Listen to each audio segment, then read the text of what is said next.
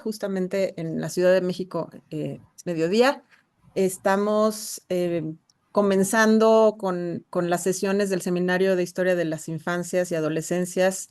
Esta es la primera sesión del año. Este año estamos planeando una dinámica un poquito diferente para centrarnos en distintas producciones, en distintas publicaciones y hacer estas presentaciones a lo largo de las sesiones del seminario con gente cercana a nosotros que trabaja los mismos temas de infancias y como ya lo hemos hecho en los últimos años, dialogando con colegas de otros países, ¿no? Hemos hecho que este seminario sea más internacional y que esté más directamente vinculado también con los trabajos de la REIAL, la Red de Estudios de Historia de las Infancias en América Latina, que precisamente este año va a cumplir su primera década. Entonces estamos también iniciando los festejos de los primeros 10 años de la REIAL. Y bueno, pues el día de hoy nos acompañan para comentar nuestro libro, el libro que escribimos Susana y yo juntas y que salió publicado el año pasado, que en muchos sentidos es producto precisamente de este seminario. Y nos acompañan tres queridísimas colegas que han estado en diferentes momentos invitadas al seminario y que además están justamente ahora en el comité coordinador de la REIAL. Entonces, bueno, pues nos pareció que era eh, muy apropiado tenerlas a ellas como comentaristas de nuestro libro. Es Elena Jackson, de Estados Unidos, de la Miami University, Elise Angela Machieski, que bueno, ahora está en el muy al norte, en Escocia, pero que bueno, pues más bien nos acompaña desde Brasil, y Paula Bontempo desde Argentina. Y bueno, pues ellas van a presentar nuestro libro Historia Mínima de las Infancias en México, que publicó el Colmex el año pasado. Susana, no sé si quieres decir algo ahorita, Después, ¿no? Entonces, vamos a empezar. La dinámica va a ser muy sencilla. Vamos a darle a cada una de las presentadoras unos 15 minutos para platicarnos sobre el libro. Después ya tomaremos la palabra Susana y yo para responder también preguntas del público que nos acompaña desde Facebook. En este momento en el Zoom nada más estamos nosotras cinco, pero pues la idea es interactuar directamente con la transmisión en el Facebook del CIO. Así que, pues sin más, le voy a dar la palabra primero a, como estaban anunciadas, a Paula Bontempo, de la Universidad Nacional Arturo Jauretche de Argentina. Adelante, Pau. bueno, buenos días, buenas tardes para quienes estamos al sur y bueno, y en otras latitudes también. Y bueno, es un placer estar acá presentando este libro, como dijo Beatriz, de queridísimas colegas, ¿no? Y siempre es, un festejo, ¿no? Una celebración presentar un libro y que este libro haya salido. Siempre es una celebración, es muy grato para mí haberlo leído, ¿no? Y haber leído también este libro en, en esta colección. Y les cuento aquí alguna anécdota, ¿no? Que creo que es bella y que da cuenta también de la circulación, no solo digamos, de esta historia, sino también de la propia colección. Estaba con colegas y yo que no tienen nada que ver con historia de las infancias y que en un principio tampoco tienen nada que ver con historia de México, ¿no? Con colegas de, de otras cuestiones, y entonces yo saqué mi libro, o sea, mi libro no, el libro de las colegas de Beatriz y de Susana, pero mi ejemplar, saqué el ejemplar y pavoneándome un poco de este ejemplar, y entonces, bueno, por supuesto generó interés, rápida interés generó el libro, y generó interés por la temática y generó también interés por la colección. Algunos conocían, me decían, pero qué linda colección, tienen muchísimos libros y muchísimos libros muy interesantes, qué bueno que haya salido este libro. Algunos ya dijeron, bueno, podríamos reseñarlo, o sea, realmente generó muchísima expectativa, con lo cual es doblemente grato, ¿no? Presentar un libro que además de que está bien escrito, de que es bello, que eh, es una historia mínima, pero que genera interés. Y entonces yo me preguntaba, y lo primero que sentí o que me interesó cuando empecé a leer el libro es en los desafíos que tuvieron estas dos autoras para llevar adelante esta obra. Como señala la colección, esto es una historia mínima, con lo cual tenían que condensar en algunas pocas páginas, un montón, realmente, ¿no? Una historia larguísima. Y eso es un gran desafío, ¿no? Es un gran desafío en pocas páginas, pues son, digo, para contar la historia que quieren contar, son realmente pocas páginas. En esas pocas páginas tenían tuvieron la tarea y el desafío de condensar y poder explicarlo, ¿no? No solo hacer un raconto, sino poder explicar, dar cuenta, eh, adentrarse en problemas de diversa índole. Y entonces acá aparecen otros desafíos, digamos, sobre este desafío ya, digamos, impuesto por la materialidad del libro, hay desafíos, otros desafíos que asumieron. Y bueno, creo yo que es muy, muy difícil. Y lo lograron hacer muy bien. Uno de ellos, por supuesto, es la temporalidad, ¿no? Que es el primero que se impone. Quizás empezaron esta historia mínima, entre comillas, empieza desde previo a la conquista, ¿no? Con los pueblos originarios, con los pueblos indígenas, y llega hasta antes de ayer prácticamente, ¿no? Y esa es el primer desafío, eh, poder abarcar una temporalidad tan larga, tan larga. Por supuesto, y esto quizás es lo primero que tendría que haber dicho, con persiguiendo un sujeto, ¿no? O sujetos como los niños, las niñas, las infancias, que son muy esquivos en las fuentes, hay que decirlo, ¿no? No es fácil, quienes trabajamos con este tema, es muy difícil encontrar que las fuentes nos puedan referir a justamente los niños, a su lugar, a su participación, a su acción, y cuanto más nos alejamos en el tiempo, tenemos menos documentación, ¿no? Entonces, ese ya es un gran desafío en sí mismo, el sujeto que las historiadoras están abordando, pero por supuesto, esto lo había dejado, ¿no? Porque ellas se dedican a esto, entonces lo había dado por obvio, pero no es obvio. Y quiero resaltar eso, no es obvio. Entonces, el segundo desafío es esta temporalidad tan grande que asumieron y que van pasando, ¿no? Y que van por los capítulos, ¿no? Van sorteando esa temporalidad y nos dan cuenta de las continuidades, que después seguramente otra colega se va a referir a ellas, de estas continuidades y el pasaje, digamos, de momentos, de un momento prehispánico a un momento ya en la conquista y a un momento de la revolución de la independencia, lo van pasando, ¿no? Lo van pasando tranquilamente y retomando aquellos hilos que habían dejado previamente o que habían, bueno, esto lo vamos a volver a ver, o como vimos en el capítulo anterior, o como, ¿no? Nos hacen recordar, ¿no? No dejan por ahí cabos sueltos, digamos. Y esto ayuda a entender esta temporalidad tan difícil de abordar. El otro desafío es que en esta temporalidad dan cuenta de los cambios políticos también, ¿no? Dan cuenta de los cambios políticos sumamente ricos y complejos en la historia mexicana. Dan cuenta de estos cambios que también implican un desafío a lo largo del tiempo. Nosotros solemos trabajar en general, ¿no? Pienso en mis propias también investigaciones, 2 minutos en la historia y sin embargo asumen un gran desafío nuevamente. Van a escucharme esta palabra mucho porque creo que es lo que resume al libro, ¿no? O por lo menos desde mi mirada.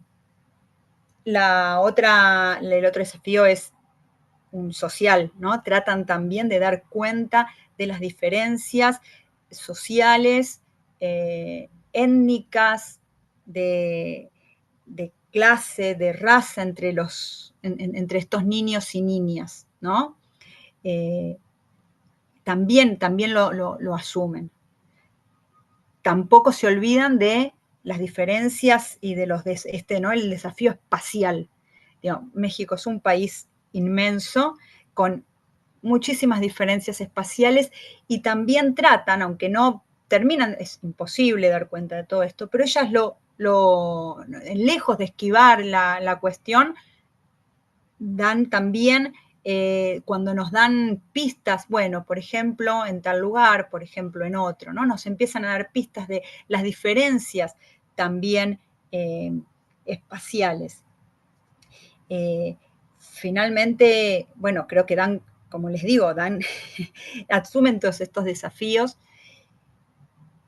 y también, aunque no lo toman, pero dan lugar a cómo, o a pensar, ¿no? Todas las similitudes que tiene los procesos de infancias, digamos, ¿no? que van pasando en las infancias, estos procesos que tienen similitudes con otros países de América Latina, pero todo el tiempo están dando cuenta de la singularidad de México, ¿no? Uno puede, ¿no? Quienes estudiamos, por ejemplo, en mi caso Argentina, bueno, esto también pasaba en Argentina y pasaba mucho en estos mismos términos. Sin embargo, las autoras, y esto me parece súper rico, encuentran esta particularidad, o sea, nunca deja de ser una historia de los niños y las niñas y de las infancias en México, ¿no? Y les voy a dar un pequeño ejemplo. Cuando ellas hablan de muchísimas cosas, pero voy a tomar un pequeño ejemplo. Hablan de la infancia industriosa, ¿no? En Argentina se hablaba, no industriosa, pero se hablaba de los mismos términos, estos niños trabajadores, por qué no convenían que estén en la ciudad y qué sé yo, pero toman algo que para mí, y que lo repiten, y que para mí es muy singular, que es el discurso de la belleza, ¿no? Estos niños afean la ciudad, estos niños van en contra del canon de la belleza. Y eso lo hace singular, creo yo, en relación a otros discursos parecidos, como pasaba en el mismo momento en Argentina, ¿sí? A fines del siglo XIX, principio del siglo XX, en donde también se empiezan a preocupar las élites por los niños trabajadores, pero no lo había visto, o no tan fuerte, con este ideal de belleza. Entonces, ¿qué quiero decir con esto? Que si bien es una historia que podría ser otras historias, es una historia mexicana. Y eso a mí me da mucho placer también, porque entonces uno puede encontrar esas diferencias, esas singularidades entre, ¿no? Por supuesto, y las similitudes entre otros procesos, en este caso latinoamericanos. Y, y después, por supuesto, estas continuidades, ¿no? Las continuidades que yo no voy a adentrar en ello, pero que tienen con esto que les decía que iban hilando, ¿no? Cual fragmentos que se van tejiendo, las autoras van tejiendo a lo largo de de esta historia, ¿no? Van tejiendo a los niños trabajadores, a los niños industriosos, a los niños de las élites, a los niños que trabajaban en el campo con sus padres, a los niños y niñas, ¿no? Que están en el servicio doméstico, no se olvidan de los niños. En algún momento yo digo, ay, y los niños esclavos, aparecen los niños esclavos también, ¿no? Están hilando, y a veces a contrapelo de las fuentes, en donde a veces no hablan tanto de los niños, como decía al principio, sino que justamente los van a buscar con mucho ahínco, con mucha tenacidad, y ahí aparecen, porque ¿no? No se los puede sacar de la historia. Entonces, a veces como de refilón, a veces de costado, a veces en una foto que no querían aparecer o que no era directamente dirigida, o sea, no eran el sujeto principal de la foto los niños, pero ahí aparecen, ¿no? Y también esto es otra cuestión, trabajan con muchas fuentes, con muchos autores diferentes, gran desafío también, ¿no? Me imagino yo, y me gustaría después escucharlas, que nos cuenten sobre ese proceso de elaboración, esa cocina, ¿no? De cómo, yo me las imaginaba, cómo escribimos juntas, en donde no es que cada una hace un capítulo, no firma cada una un capítulo, sino que al contrario, es toda una obra colectiva, ¿no? Bueno, de a dos, pero, en un colectivo de a dos, pero es una obra que, ¿no? Y que hay mucha sintonía. Entonces yo trataba de descubrir qué habrá escrito Susana, qué habrá escrito Beatriz, o escribían las dos juntas, o cómo se pasaban estos borradores, cómo hacemos para leer toda esta bibliografía, ¿no? ¿Cómo se hace? ¿No? Yo pensaba, entonces, todo el tiempo sobre eso. Y por supuesto, no eluden tampoco la crudeza de las infancias, de lo que viven las infancias también en momentos de guerra, ¿no? En momentos en la guerra de la independencia, pero también en la revolución, ¿no? De principios del siglo XX en México. ¿Cómo viven las infancias estos momentos? Y por supuesto, me hacía acordar a otras guerras más actuales, más, ¿no? En donde están los niños también y son los, los más afectados, son los que tienen todas estas, bueno, quienes sufren directamente, ¿no? Las, eh, la guerra, pero el detalle sobre la guerra revolucionaria, bueno, lo leí realmente con intensidad, ¿no? Y pensaba y me hacía recordar a otros momentos históricos. Bueno, yo más que felicitarlas, no tengo. Y bueno, después me gustaría que nos cuenten un poquito más sobre esto. Y bueno, vayan y compren el libro y léanlo. Es muy lindo. Muchas gracias por este libro y gracias por invitarme. Gracias, Paula. Ya ahorita retomamos algunas de las preguntas que nos haces. Vamos a darle la palabra ahora a Elena Jackson Albarrán, que nos acompaña desde la Universidad de Miami en Ohio, Estados Unidos. Hola, muy buenas tardes y saludos a todas que están aquí compartiendo esta mesa y también a todo el público que está con nosotros hoy. Am, y muchas gracias por la invitación de estar en esta compañía tan buena am, y de haberme dado la oportunidad de leer el libro y de pensar am, el momento historiográfico un poco al lado de ustedes, que les permitió a ustedes escribir ese libro, porque lo que me llamó la atención a primera vista de haber recibido el libro, bueno, todavía no tengo el libro, lo que tengo es la copia, pero ahora lo voy a conseguir, ahora que voy a México. Pero lo que sí me llamó la atención fue las condiciones que hizo posible escribir ese libro, que no hubiera sido posible hace 5 años, hace 10 años atrás, porque no teníamos ese cuerpo académico sobre la infancia en México, ¿no? O las infancias, digo, en plural. Am, lo que teníamos, yo como historiadora también de México, de las infancias en México, pero también con una vista hacia el hemisferio, América Latina y las Américas, am, cuando yo comencé a estudiar estos temas en el campo hace unos años, no había mucho, no había casi nada escrito o había una sección en un capítulo sobre familias o una mención en un libro, un estudio sobre la educación.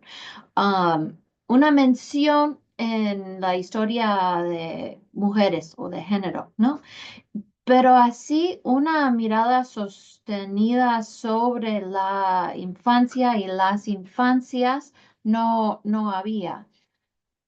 Y lo que ustedes hicieron, compilando así en un tomo accesible, con una narrativa así muy elegante, am, nos dio un libro, nos dieron un libro con un alcance que nos permite tomar un paso atrás y ver el estado del campo de la historia de la infancia y a dónde hemos llegado.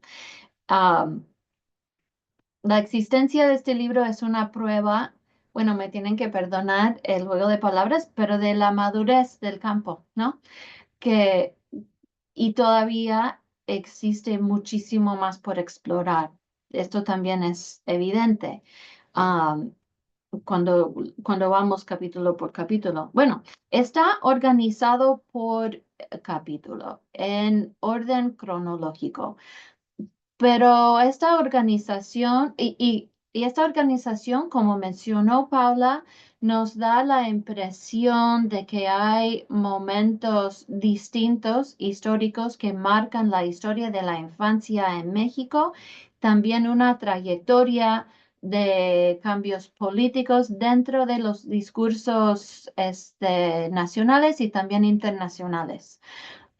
Pero también esa organización un poco desmiente las muchísimas continuidades que podemos apreciar en las circunstancias en las que viven los muchos niños y niñas a lo largo de toda esa historia. Am, bueno, yo quería mencionar algunas de esas continuidades que yo pude apreciar con leer toda esta historia desde la perspectiva de las infancias y no desde la perspectiva nítidamente política ni económica, social. Esa lente especial con los niños y niñas al centro de las preguntas y las cuestiones de investigación, nos permite hacer esas observaciones. Primero, hice la observación de la cuestión siempre, bueno, no siempre, pero la cuestión polémica en nuestra mirada moderna del trabajo infantil, por ejemplo. Cuando comenzamos con la historia antigua de Mesoamérica y con los las pocas fuentes que existen, hemos logrado saber algo bastante sobre las relaciones sociales en familia, en comunidad, y el papel de los niños dentro de esas culturas en estos momentos. Y el trabajo infantil siempre ha sido una parte integral de la formación de familia, de comunidad, de la vida en los pueblos, de la vida cívica, am, y está valorizado en distintas maneras a lo largo de la historia. Y no es hasta hasta mediados del siglo XX que la preocupación a nivel estatal de controlar, reglamentar el trabajo infantil viene a ser una preocupación a nivel internacional. Y esto viene con la industrialización y también las condiciones de trabajo que experimentan los niños y las niñas. Entonces, el término trabajo infantil, como los que trabajamos temas de la infancia, bien sabemos, pero el término trabajo infantil a veces les causa una reacción fuerte en la gente porque están pensando en términos modernos o están pensando desde la perspectiva occidental o están pensando dentro de una mentalidad o capitalista, industrialista, de lo que significa trabajo como para generar capital bajo condiciones malsanas para los niños y las niñas. Pero una mirada extensiva históricamente Y también dentro de los capítulos de, bueno, en la colonia, siglo XIX, siglo XX, podemos ver que el trabajo infantil toma muchísimas formas distintas y funciona a veces al lado de proyectos de educación, al lado de la construcción de relaciones sociales en la familia. A veces es una herramienta del Estado como para entrenar futuros trabajadores. A veces es el opuesto. A veces es que los niños están escapando a estas instituciones diseñados como para controlar o civilizar o socializar a los niños y están buscando su propia actividad dentro de su imaginario de los seres que son o que quieren ser. Bueno, el libro no, aunque no profundiza en los casos particulares, las descripciones de trabajo infantil como uno de los hilos conductores que va a lo largo del libro, nos da la impresión de que esa idea de trabajo infantil es algo que tiene mucha diversidad tanto económico como intelectual, y es un campo rico todavía por explorar. Am, ah, otro, otro tema que, bueno, son temas todos relacionados, ¿no? Pero otro tema que yo pude apreciar con esa mirada comparativa de las épocas históricas es bueno, y algún comentario que hizo Paula también me hizo pensar un poco este punto. El, la participación del Estado o de los contextos o panoramas internacionales en la vida cotidiana de los niños y las niñas. Vemos una continuidad que vemos es la necesidad o el deseo de o el Estado o del imperio que sea español o que sea mexica de controlar, socializar, civilizar a los niños como una manera de asegurar el futuro de la población. Y la continuidad que veo más fuerte en todo eso es la muy poca, el muy poco alcance que tienen esos esfuerzos. Aún en su auge, el proyecto educativo revolucionario en México en el siglo XX, que tenía su mayor presupuesto y una burocracia inmensa para expandir y extender el proyecto educativo a toda la nación, en su mayor momento solo alcanzó a educar a un 30% de los niños mexicanos. Bueno, según. eh, y esto es en el mejor de los casos, ¿no? Bueno, entonces lo que vemos como continuidad es la tensión entre los ideales y el papel de los niños en los ideales del Estado o los ideales de las instituciones internacionales que quieren crear normas para derechos de los niños, etcétera. Los ideales y las realidades bajo las que viven la gran mayoría de los niños y a veces tienen acceso a estas instituciones, a veces tienen acceso o conocimiento de sus derechos, de las protecciones, de las oportunidades que están hechos para los niños y las niñas. Pero poder participar realmente en estas oportunidades a veces es fuera de su alcance. Muchas veces, ¿no? Es otra continuidad que vemos que nos da un poco de humildad, humildad ante las fuentes y ante el proyecto de escribir la historia de la infancia, porque siempre hay momentos claves de mudas paradigmáticas, pero hasta qué punto hacen un impacto en la gran mayoría de la población. Y estas son las preguntas que siempre nos tenemos que estar preguntando cuando queremos hacer un argumento histórico. Um, otra, bueno.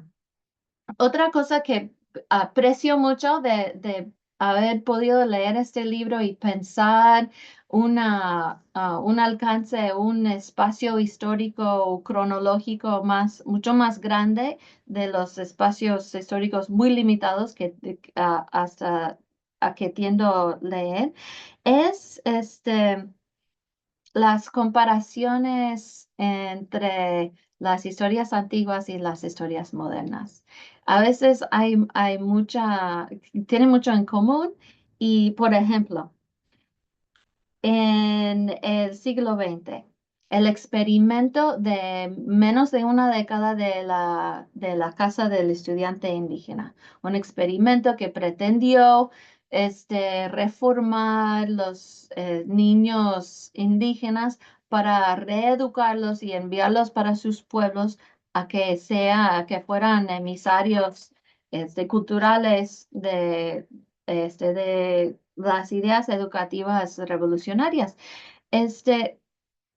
Ya sabía de ese proyecto, pero leyendo sobre ello en el libro, después de haber leído el capítulo sobre los primeros esfuerzos de los conquistadores en los primeros años después de la conquista, de la educación forzada de los niños de los nobles náhuatl, me dio la impresión que es exactamente el mismo impulso, con 400 años de diferencia, ¿no? Que la humanidad no está inventando nada nuevo, que están actuando bajo exactamente los mismos impulsos que tiene a su raíz el imperialismo, el racismo, ¿no? Y privilegia siempre las normas occidentales, y los valores occidentales. Y este tema también es uno de los muchísimos temas que nos da una mirada comparativa y bueno, estoy muy agradecida de haber podido la oportunidad de leer la infancia en México desde ese ángulo, ¿no? Y un conjunto de lo que tenemos hasta la fecha. Y también me emociona la posibilidad de que este libro inspire muchísimas más investigaciones, de poder llenar los huecos que todavía no hemos podido llenar. Algunos nunca vamos a saber cuáles son las historias perdidas de muchas otras infancias más, ¿no? Pero sigo con la esperanza que ustedes dos van a seguir haciendo esos trabajos y esas labores para sacar otra segunda edición de este libro ya en 10 años más, y a ver en qué estado encontramos el campo ya 10 años adelante. Pero por el momento nada, les agradezco muchísimo la labor que han hecho y el lindo producto de tantos años de investigación, de lectura y de trabajo en el seminario que les ha posibilitado acceder a tanta investigación histórica. Muchísimas gracias. Muchas gracias, querida Elena.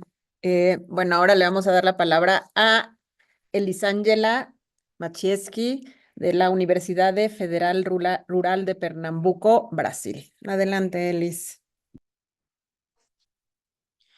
Hola, buenas tardes. Saludo a todos que nos acompañan en esta charla. Primeramente, me gustaría agradecer la invitación. Entonces, muchas gracias a Susana y Beatriz. Es realmente un honor estar aquí. Y también me gustaría decir que estoy muy feliz, muy contenta de compartir ese espacio con colegas tan queridas como Paula y Elena. Es realmente un gusto muy grande compartir ese espacio, mismo que virtual, con personas que yo admiro tanto. Y antes de hablar del libro, de presentar mis lecturas del libro, me gustaría decir que, bueno, voy a hablar de emociones y sentimientos, así que voy a pedir un permiso porque voy a empezar con una corta mención autorreferencial. Em, cuando niña, cuando tenía como 8 o 9 años, mi papá compraba almanaques o libretos de historias, curiosidades del mundo antiguo. Y yo los leí varias y varias veces, incontables veces, el mismo libro. Y en todas las veces me quedaba como encantada y pensaba, pero ¿dónde sacan eso? ¿De dónde salen esas informaciones? ¿De dónde las quitan? Y cómo las personas que escribieron este libreto descubrían todas esas cosas. Pero ojo, lo que digo no es que el libro de Susana y Beatriz es un almanaque, un libreto de curiosidades, por favor, lejos de mí. Lo que quiero decir, sobre lo que quiero hablar es exactamente sobre el sentimiento, la emoción que sentí y que sentía cuando leí los libretos, almanaques, pero ahora cuando leí el libro de Susana Beatriz. Y cuando dijo que lejos de mí es porque, bueno, este libro es una producción de dos grandes nombres reconocidos en la historia de infancia en América Latina. Entonces, no hay duda que es un libro lindo, lindísimo, como comparto entonces con las charlas de Paula y Elena. Es un libro precioso. Y lo que quería decir aquí, hablando de esa cosa autorreferencial, esta sensación, ¿no? Terminé el libro de Susana y Beatriz y me quedé encantada y llena de preguntas. Entonces, quería decirles, antes de empezar, Susana y Beatriz, que ustedes lograran escribir una historia mínima de las infancias en México, una historia que cualquier persona lectora puede comprender, una lectura más allá de los pares, de la universidad, un libro que toda persona necesita leer para comprender sobre las infancias de México, las infancias del pasado, pero también las infancias del presente mexicano. Y cuando empecé a leer el primer capítulo, comprendí sobre la dificultad encontrada por las autoras cuando Beatriz presentaba el libro en el lanzamiento en el Colegio de México. Hace como algunas semanas, hablaba sobre la dificultad de no poder tener notas de pie o citaciones directas, porque eso es una característica de la colección Historias Mínimas. Y yo comprendí por qué Beatriz traía esa dificultad, porque ese es un libro escrito a las cuatro manos. Entonces, Susana y Beatriz escribieron, pero tomaron... eh, em, apuntaron las muchas otras manos que investigaron y produjeron sobre las infancias de México. Y eso fue realmente un trabajo de maestría, pues esta compilación de referencia, toda esa producción anterior, ha dibujado un panorama de infancias en diferentes periodos de la historia de México, partiendo del mundo mesoamericano, pasando por la Nueva España, por el siglo XIX y también pelo siglo XX, llegando hasta el XX. Entonces, es precioso pensar la larga duración, como muy bien apuntó Paula y también ha traído Elena en su presentación. Y cuando asistí, el lanzamiento del libro, me quedó una frase de la profesora investigadora Anel Pérez. Y realmente les traigo esta frase porque se quedó en mi cabeza por muchos y muchos días. Decía ella que eh, sobre la dificultad de definir los infantes en cuanto a un grupo social, porque se escurre en el agua, como el agua en el tiempo. Y a partir de esa frase de la doctora Pérez, me quedé pensando sobre la otra dificultad, que es la dificultad relacionada con las investigaciones históricas, o sea, la fluidez de las fuentes documentales, principalmente cuando producidas por niños y niñas. Y, y ya que estoy hablando de agua,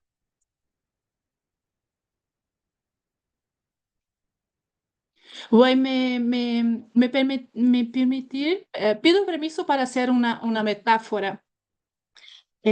Aún en el primer capítulo del libro, Susana y Beatriz presentaron una explicación de Alfredo López Austin y sobre los bebés en el México antiguo.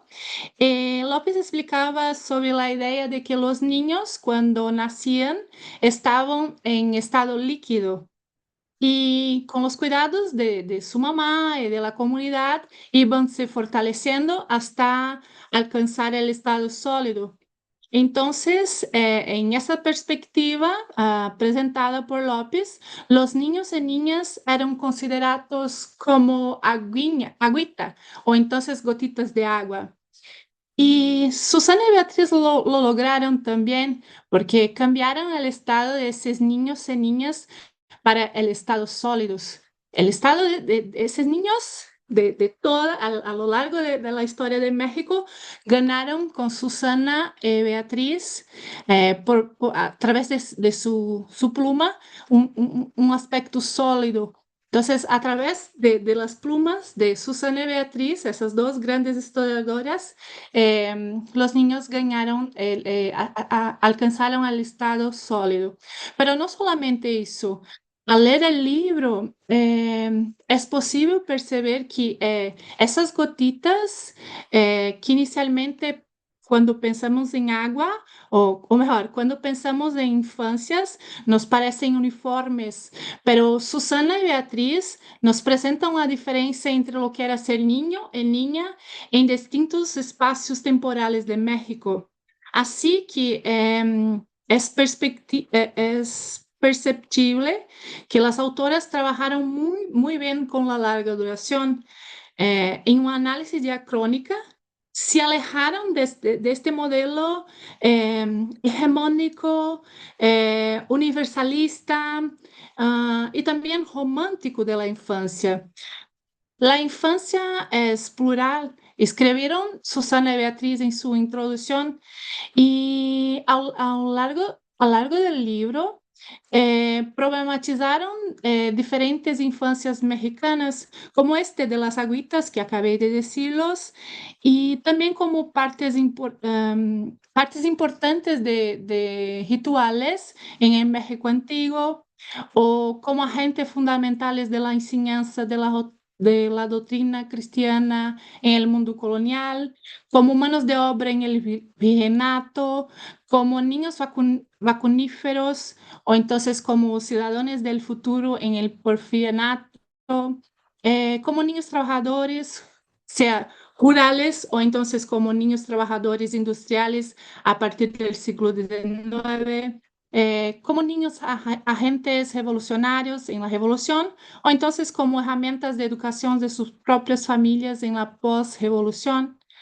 También podemos pensar los niños consumidores de la época del milagre mexicano. Además de este panorama de la larga escala, podemos también pensar, las autoras presentaron el libro las infancias en su pluralidad en un sentido sincrónico, o sea, distintas gotitas también se solidificaron en un debate interseccional donde los marcadores sociales como clase, género, raza, franjas etarias fueron utilizadas para problematizar las prácticas sociales y culturales de los niños y niñas en una misma época. Las autoras apuntaron las diferencias en una perspectiva de género en la educación para niños y niñas en la Nueva España, o entonces por una cuestión de clase, cuando, em, cuando presentaron las diferencias entre los niños modelos de una infancia feliz o los niños pobres y lismoneros que deberían ser aislados en instituciones de caridad. En el inicio del siglo XX. Aquí también podemos mencionar la participación de niños y niñas en el proceso de independencia, y la participación de esos niños podría variar de acuerdo con el género, la edad. Algunos niños fueron mensajeros, trompetas o mismo emulantes. O sea, aquellos que deberían emular o imitar el comportamiento de los adultos en los combates. Así que Susana y Beatriz, al escribir el libro, contestan no apenas quién eran estos niños y niñas, pero hablan también de sus relaciones sociales, la manera como los niños se relacionaban con los adultos y también entre los pares en diferentes temporalidades. Por ejemplo, la apropiación de los cuerpos infantiles, sea para venderlos, sea para robarlos, para explotarlos, educarlos o también para cuidarlos. Y ahí es la diferencia interseccional que fue muy bien interpretada, analizada por las investigadoras. Pero también podemos percibir que hacían esos niños, o sea, cuál era su papel en las diferentes escalas temporales en México. Aquí todavía hablamos de solidificación, cómo las autoras dieron cuerpo a estos niños por medio de diferentes fuentes y trabajos anteriores de otros investigadores. Pero es importante regresar a la idea de fluidez, o sea, la infancia como una categoría fluida, relacional, cambiante, que es demarcada por el tiempo y también por el espacio. Pero no solo eso, no apenas eso, también por un conjunto de factores sociales, económicos, políticos, culturales. Beatriz y Susana alcanzaron registrar la fluidez de ese río, de esas diferentes infancias, enumerando toda la pluralidad de lo que es ser niño, de lo que es ser niña en diferentes rasgos temporales en México. Y cierro mi presentación con la afirmación de que el libro es una especie de prueba de que la historia de las infancias no es una rama menor de la historiografía, como muchos aún insisten en decir. Este libro es una muestra que es posible mirar la historia por otras perspectivas que no solamente las adultocéntricas, que es posible pensar en los niños y las niñas como agentes sociales de su tiempo, como sujetos inseridos en la sociedad a que pertenecían, y no como sujetos aislados en instituciones o solamente en esta perspectiva. Entonces, aquí como miembro de la RIAL, digo que la obra habla sobre la historia de las infancias en México, pero que nos sirve muchísimo para pensar y repensar nuestros problemas de investigación, la manera como escribimos sobre las infancias y cómo abordamos esos sujetos históricos en nuestros oficios. Hay muchas cosas que nos aproximan como países latinoamericanos, como decía Paula, pero yo como historiadora brasileña veo muchos de esos puntos de aproximación la idea de la infancia en peligro o infancia peligrosa también fue una cosa que se pasó muchísimo en Brasil, ¿no? Ese aislamiento de los niños y las niñas pobres, la idea de una educación nacionalista, esa cosa de niños y niñas como ciudadanos para un futuro, o sea, que no eran no, no se pensaba en el presente, ¿no? Esa idea de niños en cuanto ciudadanos de futuro. Em, Hasta mismo la educación como base en género, la diferencia de enseñanza para niños y niñas. Además de todo eso, es importante mencionar que no dejemos dejar escapar por entre los dedos la oportunidad de dar espacio para las diferentes perspectivas de niños y niñas en diferentes contextos territoriales, temporales en América Latina.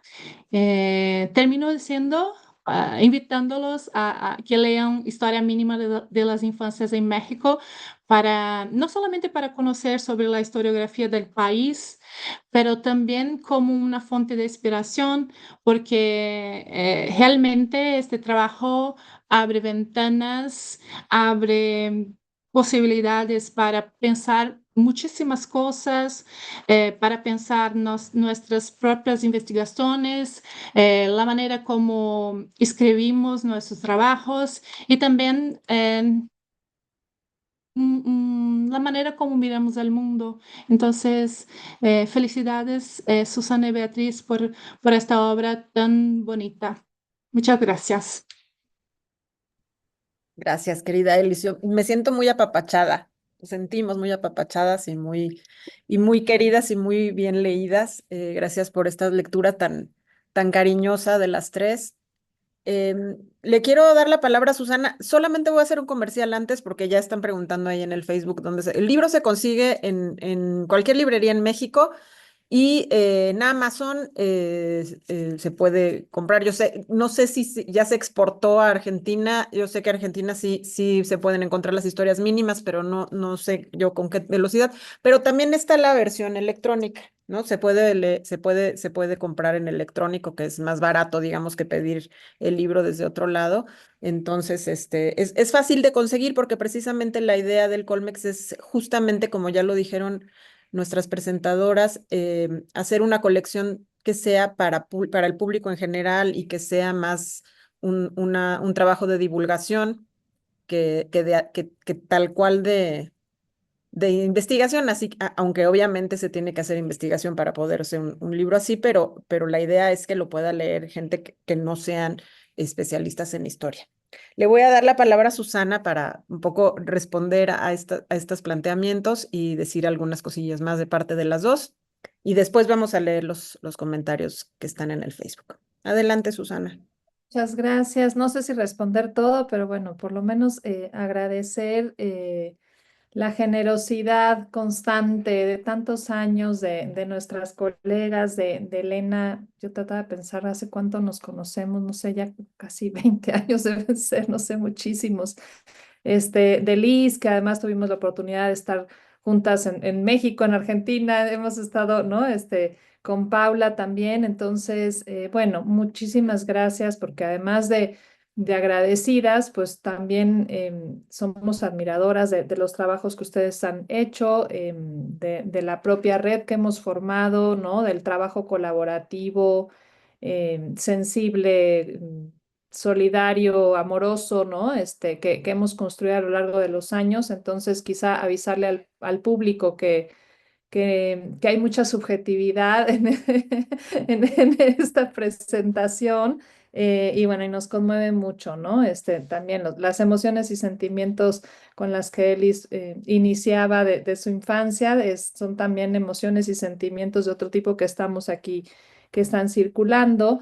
Em, y bueno, es un libro que, como bien dice Beatriz, y conocemos, es parte de una colección de historias mínimas, ¿no? Que justo tiene la pretensión de llegar a públicos no especializados. pero que bueno, que también muchísimos de nosotros utilizamos las historias mínimas para nuestros trabajos. Y fue un desafío en todos los aspectos, ¿no? Los que marcaba Paula, ¿no? Estudiar estos sujetos, ¿no? Que parecen eso, escurrirse como agua entre los dedos, que los archivos han decidido no guardar las voces infantiles, eliminar las producciones en torno a niños y niñas, ¿no? Y bueno, el gran reto de escribir sobre una temporalidad tan amplia, sobre todo cuando tampoco es que Beatriz y yo manejemos todas las etapas de la historia de México, ¿no? Estas partes de la historia antigua de México, pues tuvieron que nutrirse de lo que ya habían avanzado otros colegas, bueno, Alejandro Díaz Barriga, que es, ¿no? Ahora también miembro de la coordinación de la Real y muchos otros, ¿no? Entonces, no era muy angustiante, ¿no? No poder citar con comillas todo lo que estaba apareciendo en el libro, pero bueno, tomamos como el reto, como una forma de también divulgar el trabajo que tantos y tantas colegas han hecho sobre historias de las infancias en México.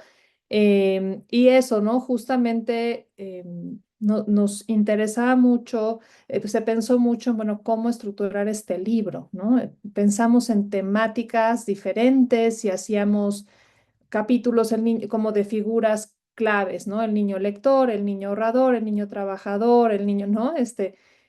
Pero no nos permitía movernos en esa gran dimensión temporal y optamos por una división en algún sentido más conservadora, pero que entonces sí nos permitía lanzar, ¿no? Muchas, como bien decía Elena, muchos ejes conductores, ¿no?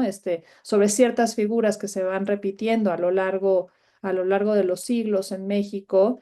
Y entonces sí reflexionar nos permitió eso, reflexionar en una larga duración y al mismo tiempo dar como un panorama de los principales momentos, ¿no? O de lo que sabemos de los niños en México, porque bien decían que esto, ¿no?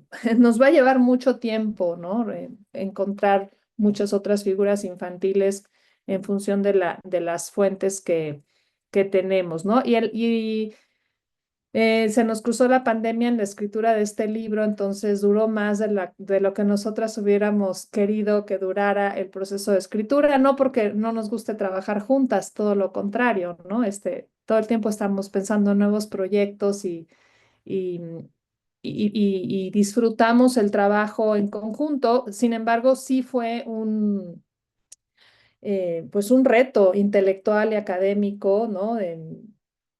Hacerlo a dos manos, con dos estilos de escritura diferentes, ¿no? Pero que nos pasábamos los textos y teníamos toda la libertad de corregir, de cambiar, de quitar, de mover, de agregar. Es decir, en ese sentido fue, ¿no? Realmente una escritura a cuatro manos, porque sí estábamos en todo el proceso, ¿no? Corrigiendo y revisando y analizando cómo sonaba, pero también yo creo que una de las principales angustias era, bueno, cómo citar, cómo resumir, cómo elegir lo que contar, porque esto también, ¿no? En tan pocas páginas, cómo eliges lo que te parece importante que el público sepa, entonces eso nos costó mucho, pero bueno, creo que dio buen resultado. Y bueno, también no solamente yo creo que todavía sería muy importante que este libro fuera una invitación a tanta gente que podría estar haciendo historia de la infancia y que por alguna razón u otra decide no hacerlo, ¿no? Pero es como mostrar que es posible, que es muy importante, ¿no? Que no se puede excluir, ¿no? A poblaciones tan grandes de la historiografía nacional, ¿no? O sea, que todo evento, todo proceso histórico, ¿no? La economía, la sociedad, la cultura, ¿no? Los grupos religiosos, los conflictos, todo el tiempo están incidiendo en las infancias de una u otra manera, ¿no? Y que esa relación, bueno, es bilateral, ¿no? Hay negociaciones, hay también, ¿no? Formas de los niños de actuar en el mundo que también determinan, ¿no? Ciertos procesos o ciertos acontecimientos. Entonces, ojalá que sea una invitación a seguir abriendo el campo, que en nuestro país es todavía un campo, me parece que podría dar muchísimo más en investigaciones de historia de la infancia, pero también es un libro que busca atender a gente interesada, gente que hace teatro, gente, profesores y profesoras, ¿no? Gente que estudia pedagogía, es decir, gente que le interesa la historia de México contada desde otra perspectiva. Es como asomarse desde otra ventana del edificio a los procesos que están pasando, ¿no? Entonces, esa es una pretensión importantísima para nosotras, ¿no? Que también los niños y niñas aparezcan, ¿no? En esa gran idea de lo nacional que tenemos, ¿no? En México. Y bueno, y creo que también en términos de discusión con colegas como ustedes que están en Estados Unidos, en Brasil, en Argentina, establecer puntos de encuentro o de diferenciación entre las historias nacionales, ¿no? O sea, en qué medida podemos hablar de lo local, pero también que hay fenómenos globales que necesariamente están también operando ¿no? A nivel nacional, local, regional. Entonces, esas dimensiones todavía nos falta como seguir trabajando y avanzando. Entonces, bueno, no, yo creo que solamente agradecer muchísimo estas lecturas, ¿no? Las tres tan distintas, encontrando cosas, ¿no? Eh,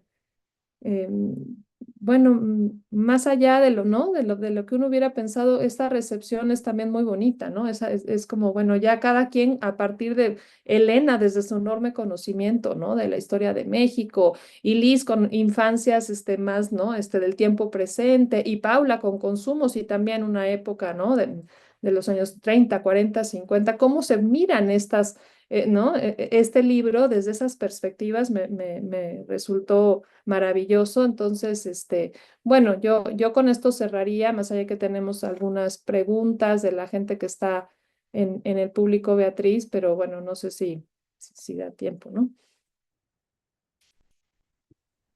Bueno, sí, yo nada más un poco agregar, sí se escribió a cuatro manos, pero un poco desde una misma voz, ¿no? Porque sí, estos muchos años que tenemos Susana y yo compartiendo, también ya más de 10, compartiendo el espacio en el seminario y leyéndonos mutuamente y bueno, pues eso, trabajando juntas, hay una serie de acuerdos que están inscritos de alguna manera en el libro de un enfoque que es exactamente el mismo, de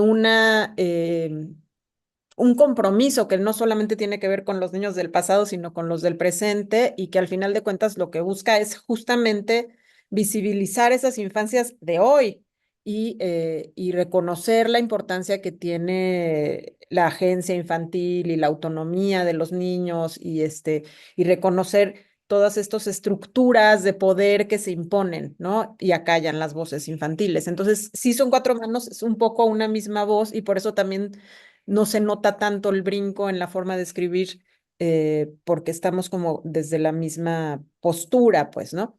Y además de ser un libro a cuatro manos, pues sí, también es un libro que quiere reconocer el trabajo de todos los historiadores que han escrito sobre la infancia en México, muchos de ellos de manera directa, como la propia Elena, que aquí está y que, bueno, pues es también un referente importantísimo. Gente como Alejandro Díaz Barriga, como Cristina Masferrer, como Alberto del Castillo, que explícitamente han escrito sobre la infancia en México, pero también muchos que han tocado el tema de manera tangencial, la gran mayoría, pues, ¿no? Y mucho del trabajo fue ir tomando un pedacito de acá y otro pedacito de acá, ¿no? Antonio Rubial, Pilar Gonzalvo, Ann Bloom, Elsa Malvido, no sé, o sea, diferentes perspectivas desde la historia de la educación, desde la historia de la salud, desde la historia de la familia que han ido abordando tangencialmente y que de alguna manera había que ir pescando, ¿no? Como perlas, decíamos, ¿no? De información que se pueden ir hilando para hacer una gran historia de la infancia. Entonces, me gustó mucho esta idea de que es como un gran estado del arte también, ¿no? Que nos preocupaba mucho efectivamente al no citar o al citar como estábamos citando, ¿no? Como dice fulanito, como dice perenganito, también para no plagiar, nos importaba mucho hacer esa especie de balance historiográfico también, porque también es un balance historiográfico, efectivamente. Y bueno, pues ha sido un gran placer compartir esto con Susana. Creo que nos merecíamos, nos debíamos mucho esto entre nosotras.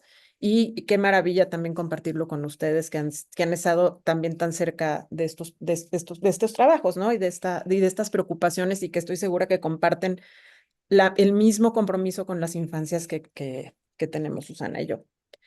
Ahora, tenemos un par de comentarios en el Facebook, ¿no? Bueno, uno tiene que ver con si se puede conseguir el libro, que ya lo aclaré. Tenemos uno como muy, muy general de Ant Díaz que pregunta, ¿las infancias en México tienen acceso a los bienes y servicios necesarios para una vida plena? Y otro de Eliana Gómez que dice, felicitaciones a las autoras. Me gustaría preguntar cuáles fueron las fuentes históricas utilizadas en la investigación que les permitieron indagar por las voces de aquellos niños y su papel en la sociedad y cómo se debe de trabajar con dichas fuentes. Estas dos por ahora. Hay muchas felicitaciones, muchísimas gracias, agradecemos, tenemos mucha gente ahorita en el Facebook conectada, entonces también muchísimas gracias por acompañarnos, se siente también muy bonito. Susana, no sé si quieras un poquito contestar o contesto yo. Bueno, puedo empezar y después, Ujú. bueno, abrirlo también con nuestras colegas. A ver, Así es. parece, Ujú. si tienen acceso a los bienes y servicios necesarios para una vida plena, bueno, depende en qué grupo social estén, ¿no? Yo creo que justamente este libro insiste mucho, ¿no? En plantear que no podemos hablar de la infancia, ¿no? Como un ente homogéneo, ¿no? Más que en construcciones, ¿no? De derechos de discursos, etcétera, que pues sí, es necesario, ¿no? Sino que tenemos que pensar a las infancias en todas sus pluralidades, en toda su heterogeneidad, ¿no? Em, es decir, dependen de esas múltiples intersecciones de las que hablaba Ellis, ¿no?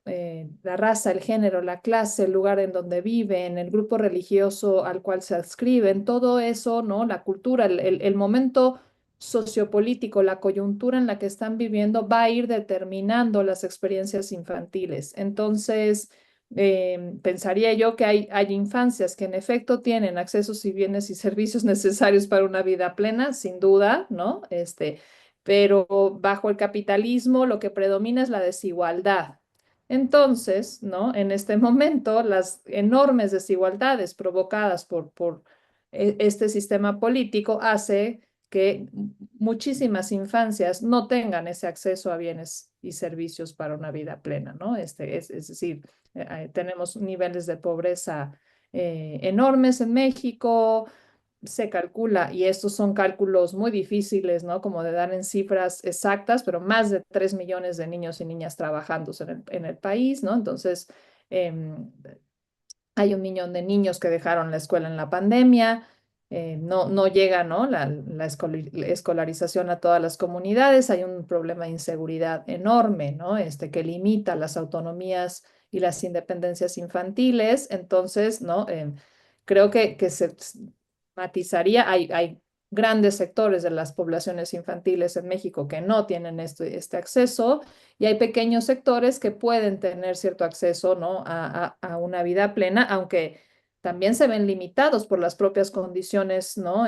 Políticas, económicas y de violencia que vive México. Es decir, ¿no? Por más plenitud económica que pueda tener una familia, sus hijos difícilmente pueden tener la libertad de andar solos en la calle. Entonces, tampoco es una vida plena, ¿no? O sea, en términos de calidad de vida, eso ya desmerece mucho la calidad de vida. Es lo que yo respondería, ¿no? De la primera, ¿no? No sé si quieren agregar algo. Sí, sí, yo creo que es importante precisamente, de hecho el libro originalmente se llamaba Historia de la Infancia en México y llegamos a la conclusión de que mejor infancias, precisamente por eso, porque son universos completamente diferentes, realidades completamente diferentes. Pero yo creo que sí hay una constante que es justamente la que se va rastreando a lo largo del libro y es incluso los niños más privilegiados viven en constantes, bajo amenaza constante, ¿no? Son tampoco plenos, ¿no? Susana publicó hace muy poco también un libro que se llama Roba Chicos, donde ve el tema del secuestro infantil en niños de clase media y en niños de clase alta también. Entonces son niños que están sujetos a peligros todo el tiempo y que por lo mismo su participación en el espacio público está totalmente restringida. Entonces, bueno, en general el problema es ese. El general es que están muy limitados el goce de derechos de los niños y las niñas y los jóvenes en nuestro país y yo diría que en el mundo. está muy limitado todavía, ¿no? Incluso los niños con mejores condiciones. Entonces, bueno, pues sí es la respuesta sí en general sería no, ¿no? O sea, justo estamos trabajando para visibilizar esta problemática y para lograr cada vez una situación mejor para las infancias. Ahora, la otra pregunta que es sobre las fuentes, yo creo que ahí podemos cada quien hacer algún comentario rapidísimo porque es algo que nos toca precisamente aquí a las 5. Y bueno, yo creo que lo han dicho, pero justamente aquí el trabajo es de filigrana porque hay que leer las fuentes como al revés, ¿no? Y obviar un poco qué es lo que pasa con las cosas, más bien entender un poco cuando se está obviando la información o cuando de plano se está ocultando. Entonces hay que leer como en negativo, lo que no se dice importa muchísimo. Y bueno, pues aquí, por ejemplo, Elena ha trabajado en algo que a mí me parece importantísimo, también Susana, en encontrar la voz infantil en las publicaciones, en las fuentes, ¿no? En diferentes tipos de fuentes judiciales, en las cartas que mandan los niños al presidente, que es lo que hace, por ejemplo, Elena, que es precioso. Fuentes que normalmente uno casi tira a la basura, ¿no? En los archivos y que hay que rescatar. Entonces yo ahí sí le pediría a cada una también que cuenten un poquito, pues es este tema de las fuentes, ¿no? Empecemos, si quieren, como fue la intervención, ¿no? Primero Paula. Bueno, la verdad es que el escuchar a todas es como que tengo ganas de conversar del libro y bueno, voy a decir, más allá de la pregunta de las fuentes, voy a decir algo más que creo que atraviesa el libro, que un poco contesta o que pone en discusión una de las preguntas sobre la vida plena, ¿no? Que es finalmente la disponibilidad de los cuerpos infantiles, ¿no? A lo largo de todo el libro se ve cómo o desde el Estado, o desde las comunidades, o desde los ejércitos, o desde los expertos, ¿no? Está la disponibilidad del cuerpo infantil, cuando no es la leva, cuando es el sacrificio, cuando es el buen ciudadano, cuando es, ¿no? Creo que esto es una constante que el libro también atraviesa, ¿no? Una continuidad que lo estamos viendo y lo van retomando las autoras, ¿no? Y ahí, bueno, esto también había señalado Elena y Liz, ¿no? De repente es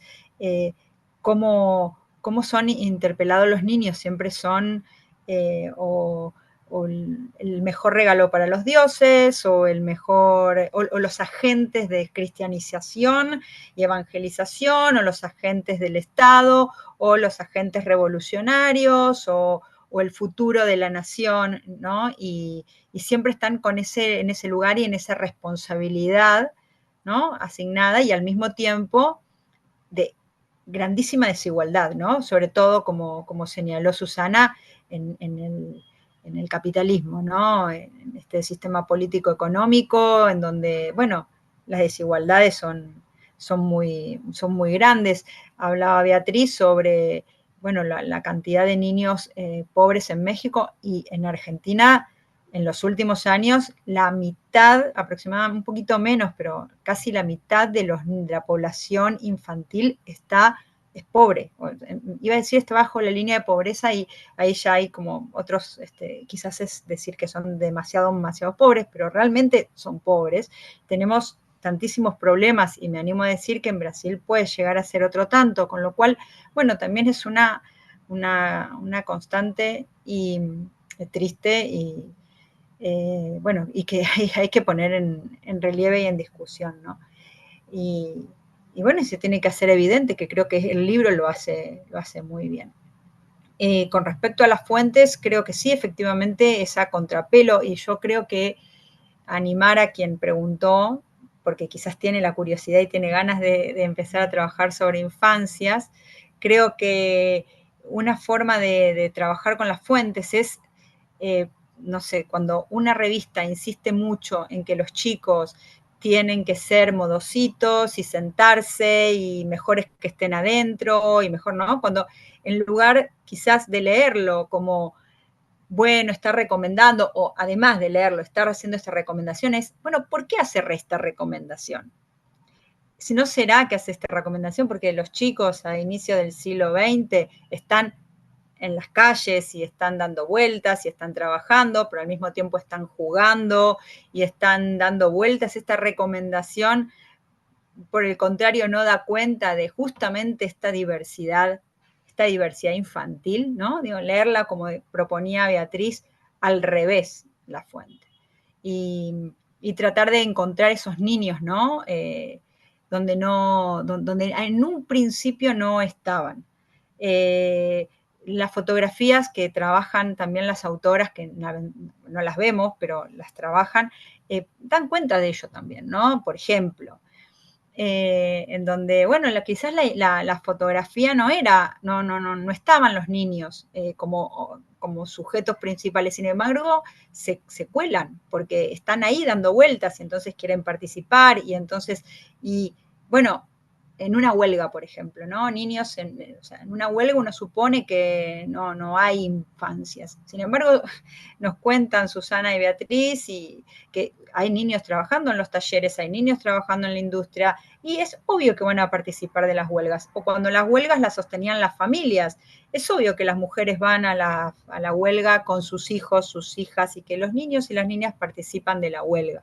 Entonces, ahí creo que justamente es buscar estas miguitas o estas gotitas y leerlo, interpelar a las fuentes de un poco más. Con respecto a qué fuentes, bueno, depende del periodo que estemos trabajando, ¿verdad? Creo que cuanto más alejados en el tiempo es mucho más difícil, pero sin embargo, también las autoras nos dan cuenta, bueno, de otros autores que también han trabajado sobre el tema, pero que pueden hacer una interpretación de, por ejemplo, un México antiguo, que hoy, bueno, es más difícil, ¿no? Gracias, Pau. Elena, Sí, yo digo que hay que leer, bueno, nos han dado dos regalos con este libro. Primero está la narrativa así de toda la historia de México, que no es poca cosa. Y luego está la bibliografía. Hay que leer la bibliografía porque ahí viene un conjunto de todos los que han estudiado la historia de México y las infancias en ella. Y, y yo lo voy a utilizar mucho como herramienta, este documento que viene dentro del libro. Y bueno, bueno, por eso muchas gracias. En cuanto a las fuentes, algo que es, bueno, que se ha mencionado y creo que vale la pena repetir es que el niño como agente histórico o la voz del niño no es el mismo que el niño sujeto, el niño objeto, el niño como símbolo, el niño como dispositivo semiótico, ¿no? Y el niño funciona en todas esas capacidades en la historia. Y a veces hay mucho paralelismo. Pero a veces no, a veces el niño agente o la voz del niño es completamente al contrario con lo que el niño como símbolo representa para un estado o una institución o dentro de un discurso. Y, y bueno, trabajar con las fuentes sobre la infancia quiere decir tomar en cuenta toda esa diversidad de representación que tiene el niño y la niña en la historia. Y bueno, no es distinto que cualquier otro sujeto histórico, ¿no? Solo que el niño tiene menos a veces posibilidad de dejar su huella en las fuentes oficiales, en las fuentes que se mantienen, que se resguardan. Pero sí, trabajar con las fuentes, por ejemplo, en los tiempos coloniales, o precoloniales, hay muy poca evidencia de los niños y los documentos que se han escrito a veces hay que tomarlos con un grano de sal porque se han escrito desde una perspectiva política colonialista que, bueno, hay que leerlos al lado de los documentos que hayan, que hay muy pocos, de los pueblos originarios.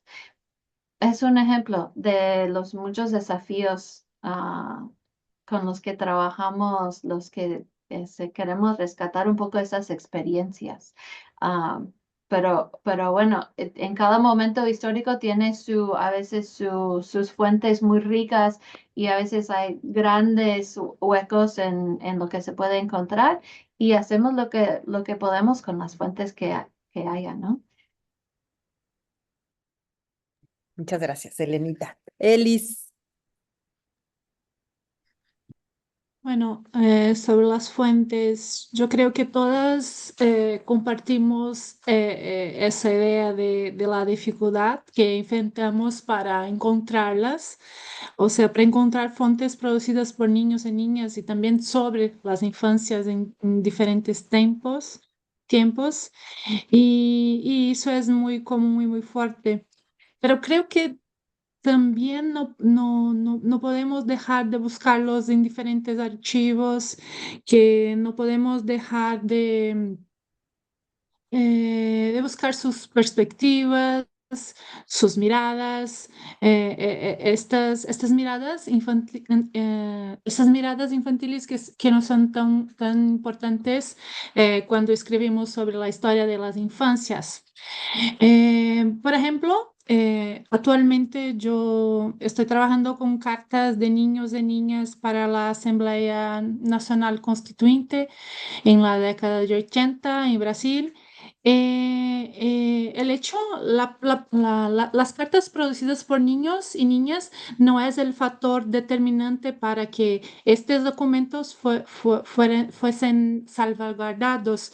O sea, el hecho de la salvaguarda de ese documento está mucho más en quien recibió la carta do que en quien la escribió. Entonces, hay que buscar, hay que encontrar maneras de vencer esos desafíos, hay que buscar maneras de encontrar los niños y niñas y cambiarlos, o sea, quitarlos de ese estado líquido y dar a ellos esta forma sólida por medio de nuestras escritas, o sea, que dejen de escoger como agua.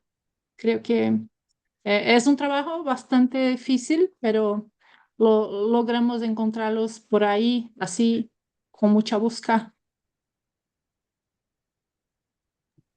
Muy bien. Susana, ¿quieres agregar algo?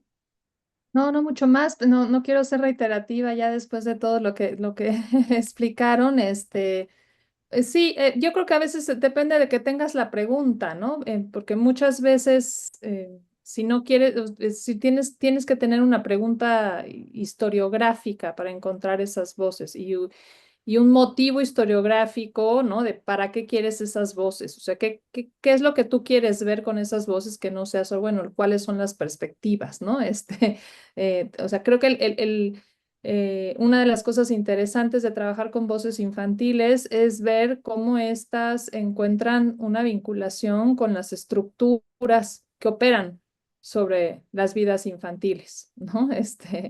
Que están reflexionando los niños respecto a esas estructuras o cómo responden de maneras también incluso casi automatizadas, ¿no? O sea, que tienen que ver con las propias subjetividades que construyen esas estructuras. O sea, ¿qué pasa con un México que está orientado al socialismo durante el cardenismo y cómo opera eso, ¿no? En las propias producciones infantiles, por ejemplo, ¿no?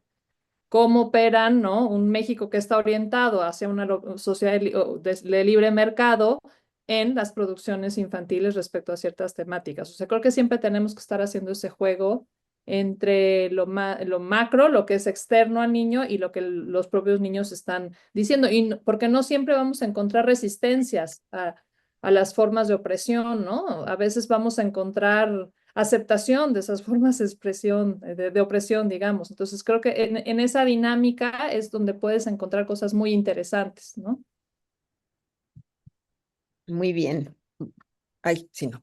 Bueno, pues yo pues también resumiría un poco rapidísimo, nada más decir que precisamente porque hay niños en todos lados y niñas, la- las fuentes son cualquier tipo de fuente, ¿no? O sea, hay visuales, ¿no? Fotografías, cine, canciones, radio, por supuesto, fuentes hemerográficas, cartas, ¿no? Que ya mencionó Elis y Elena, dibujos hechos por los mismos niños, hay procesos judiciales, por supuesto, fuentes sanitarias, fuentes escolares. Entonces, justamente es tan grande porque al final resulta que hay muchísimas fuentes.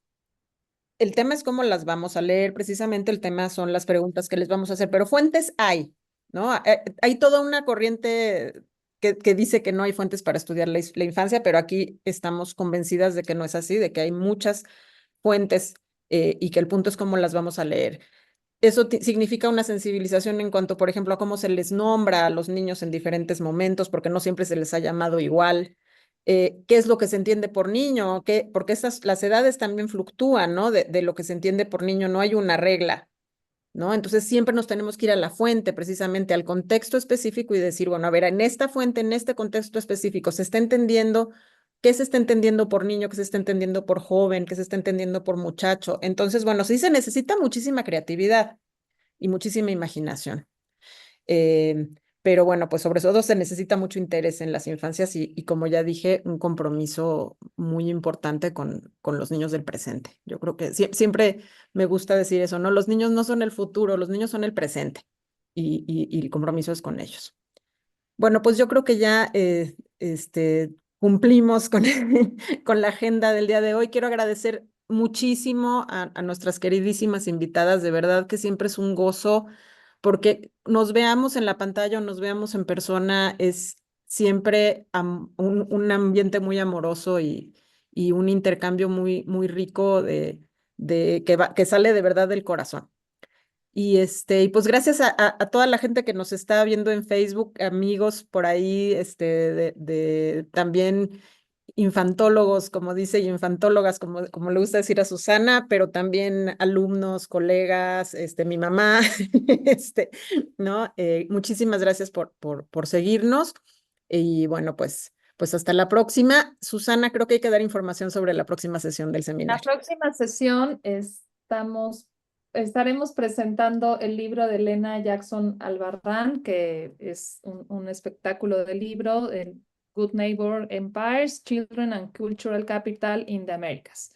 Entonces, bueno, más bien va a ser una plática con la autora, más que como, ¿no? Formato de presentación, es aprovechar a que Elena nos cuente in extenso, ¿no? De qué trata este libro y poder establecer como un diálogo. Aprovechen, ojalá que pueda aprovechar la gente para poder platicar con Elena. Es una oportunidad magnífica, para preguntar todo lo que usted quiso saber sobre la infancia panamericana y no se atrevió a preguntar. Entonces, la fecha es el 19 de febrero, también en este mismo canal a las 12 del mediodía en México. Ya les mandaremos la información. Bueno, pues muchas gracias a todas y a todos por su asistencia. Gracias a Luis Cabrera que nos ayuda con la parte técnica y pues nos vemos en un mes. Muchas Hasta gracias. luego.